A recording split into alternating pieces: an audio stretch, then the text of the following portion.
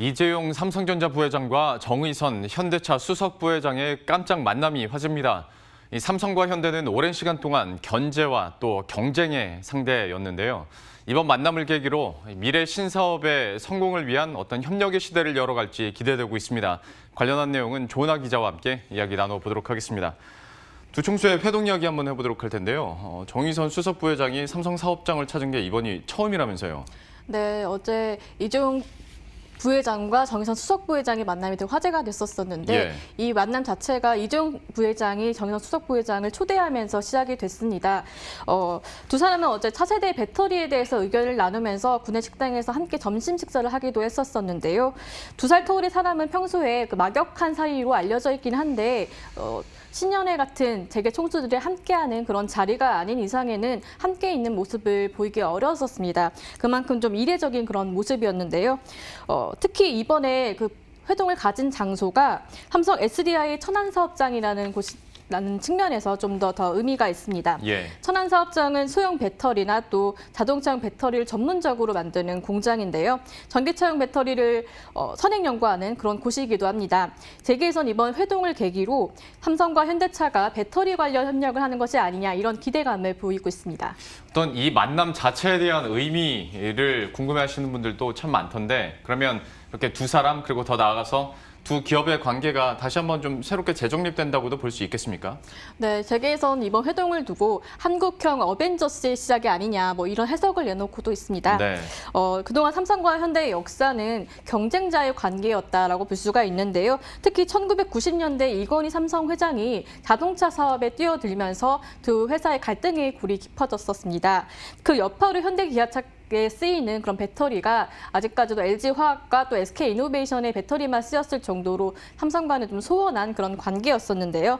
하지만 이 두 총수가 결속을 하게 되면서 좀 변화가 생기는 것이 아니냐 이런 관측이 생기고 있습니다. 특히 이제 앞으로 현대기아차가 만들 그 미래차에 삼성의 배터리가 탑재되는 것이 아니냐 이런 전망들도 나오고 있는데요. 이 두 기업이 협력하려고 하는 차세대 배터리는 앞으로 자동차 또 전자, 전 분야에서 걸쳐서 활용될 수 있는 다양한 산업군을 혁신할 수 있는 그런 기술로 꼽히고 있습니다. 이렇게 두 기업이 협력해서 글로벌 무대에서 좀 더 활약을 할 수 있는 그런 모습들이 기대가 됩니다. 그러면 그 앞으로의 전망하기 전에 그 배터리 얘기 잠깐 해보도록 할 텐데 전고체 배터리에 대해서 잠깐 설명을 좀 해주시죠. 네, 일단 사실 어제 자리는 그 삼성도 또 현대기아차 쪽에서도 어느 곳에서도 관련 자료라든가 뭐 사진 같은 영상 아무것도 공개를 하지 않아서 좀 밝혀진 바가 없긴 한데 일단 알려진 바에 따르면은 어제 논의된 내용이 바로 차세대 배터리 방금 말씀하신 전고체 배터리다라고 이야기가 되고 있는데요. 브리핑도 그러면 관련한 내용이었습니까? 브리핑 같은 것도 별도로 없었었고 사실. 브리핑은 이제 삼성에서 이제 현대차 측에다가 따로 이제 차세대 배터리에 대한 이야기를 하긴 했는데 이거에 대해서 구체적인 내용이 어떤 수준이다 이런 뭐 그런 내용까지는 나오진 않았지만 일단 기존에 좀 공개되어 있던 기술 수준을 좀 짚어봤을 때는 이 전고차 배터리라는 게 미래의 꿈의 배터리로 불리는 그런 기술입니다. 양극과 음극 사이의 전해질을 액체에서 고체로 대체한 그런 배터리인데요. 사실 기존 배터리보다 충전 효율이 높기도 하고 또 발열과 인화성, 사실 기존 리튬 이온 배터리는 화재 사고 때문에 문제가 많이 됐었는데 이런 발열과 인화성을 감소시켜서 안정성을 확보했다는 측면에서 차세대 배터리 기술로 주목받는 그런 기술입니다.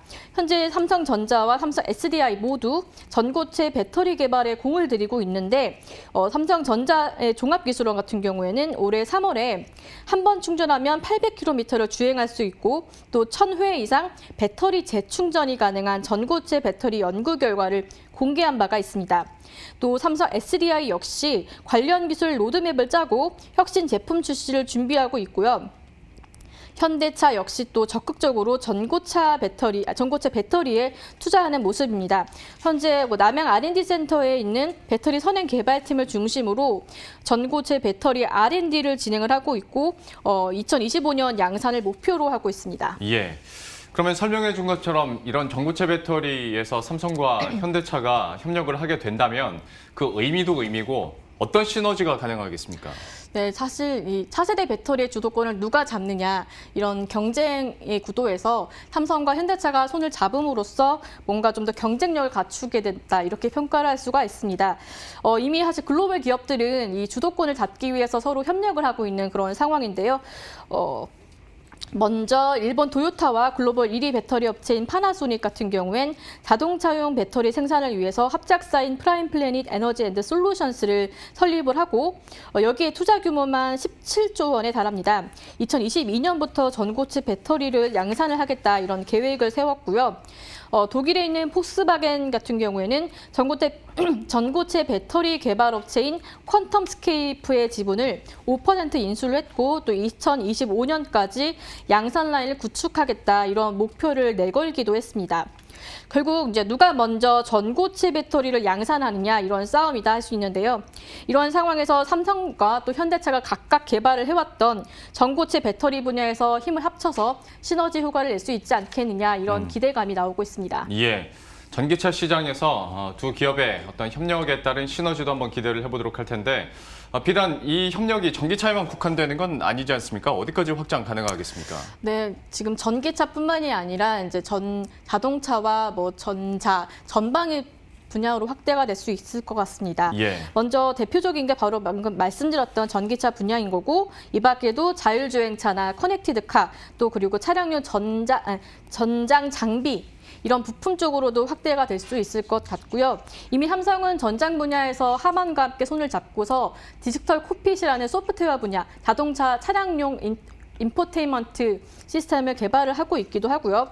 이번 회동을 계기로 삼성과 현대차가 배터리뿐만이 아니라 소프트웨어, 반도체 등 다양한 분야에서도 협력을 할 수 있지 않겠느냐 이런 기대감이 나옵니다. 예, 지금까지 조은하 기자와 함께했습니다. 잘 들었습니다.